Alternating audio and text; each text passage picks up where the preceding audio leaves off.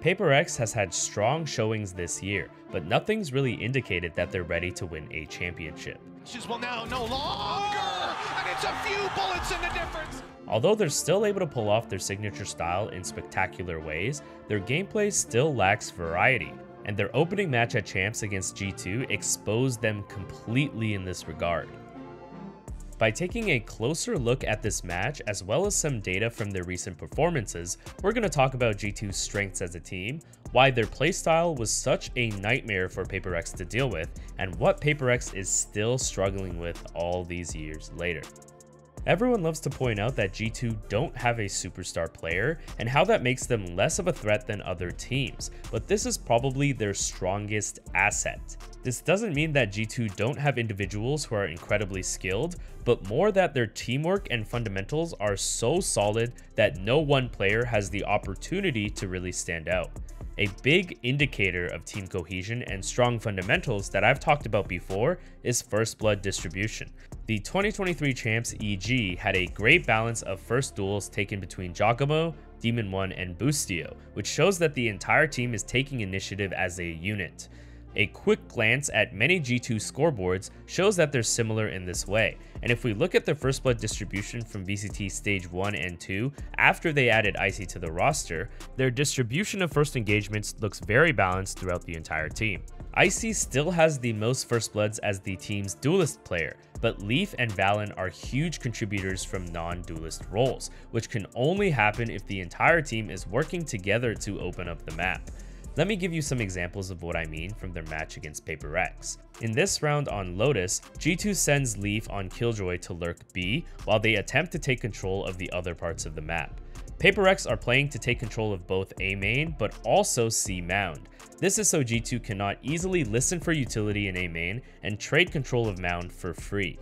Paper X missed their opportunity but are still able to slow G2 down on the edges of the map, meaning B is the only place they can really work off of. Omen and Raze start walking to B main, but Leaf gets a timing by dodging the Fade Prowler. Now instead of sitting around to wait for his duelist who is still walking up B main, Leaf knows that he needs to be the one to entry with this timing. He crosses onto site first, gets first blood, and creates a bunch of pressure on B for G2 to play off of, despite being the Killjoy player who didn't have any real map pressure to work off of. Here's another great example from the same game on round 20. G2 are on an eco, while Paper X decides to go for a 4-man push through C. G2 get this info and immediately start rushing up A. Valen finds a big paranoia and enters site off of this. Now watch how Valen has the bomb and initially thinks to go for the plant, but makes a crucial decision to help Icy take space instead. After some crisscrossing between the two players, probably because Valen didn't want to accidentally die with the bomb in heaven, they're able to get a guaranteed kill in drop. This snowballs into a massive thrifty win, which helps secure the map for them. I guarantee you that the vast majority of professional controller players from Valen's position would just plant the bomb, and this is perfect proof of what makes G2 such a fundamentally strong team. The players on G2 are so flexible in their roles that they can still execute in any situation, even when things aren't set up perfectly. Compare this to a team like Fnatic, who are a bit more rigid in their roles and will rarely break them. Fnatic always really emphasize having Durka go in first. Obviously, that's the correct thing to do in most cases, and is a part of well-constructed strats, but this won't always go as planned and can cause them to miss certain timings and opportunities, especially against today's top teams who are aggressively trying to prevent them from setting up the way they want. In this clip against DRX, Fnatic are trying to retake Mound from two different spots. They open the door to try and pressure Chamber off the angle, but Durka is the only one peeking, while the rest of Fnatic are too timid to take the space. If his team at least started to work up Mound when the door was opened, even if Chamber killed them, Fnatic could at minimum take space while Chamber was TPing away. Instead, Chamber gets away for free and Fnatic get nothing out of the death. You can't really say that Fnatic are bad at the fundamentals, but it just shows that G2 in comparison aren't bound as tightly by their roles, which gives them a lot more options and flexibility. And one big benefit of this flexibility is that it enables them to play almost any comp they want.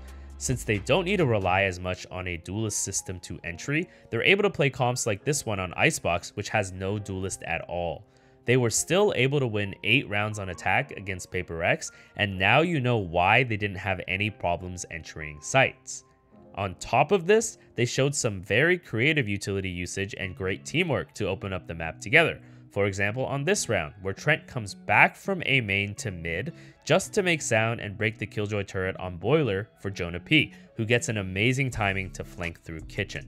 Or this round, where Valen throws a cascade from A main into mid, which perfectly blocks the turret vision from Jonah P to find another insane flank timing.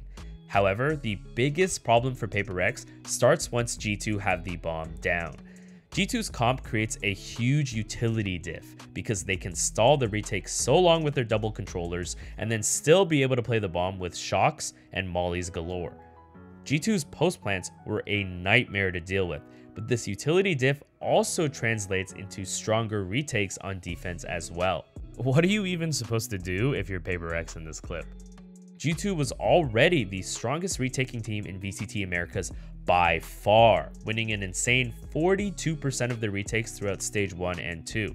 But Paper Rex's comps were an especially bad matchup against G2's retake style, and this was very apparent on Lotus, where G2 won 6 rounds of their defensive half through retakes. Paper Rex played a double duelist, double initiator comp, which heavily relies on finding fights early on in the round, but when they fail to do so, they're inevitably going to be at a utility disadvantage for their post plans. We see a perfect example of this in round 6, where G2 makes the wrong read to lean off of A, leading to a full 5v5 retake. Jing starts the post plant by looking for the aggressive kill onto Valen, who escapes with this TP. G2 then start retaking with their utility advantage, being able to clear the smoke and snares and chain the Killjoy turret into a Prowler from heaven. Jing looks for another aggressive fight, but the Prowler messes up his aim just enough to lose the fight, and now Paper Rex have lost way too much control of site and are scrambling to stabilize themselves. G2 showed us perfectly how to suffocate attackers with utility during a retake, and this was especially hard for a team like Paper Rex, who really aren't used to playing out full retakes like this.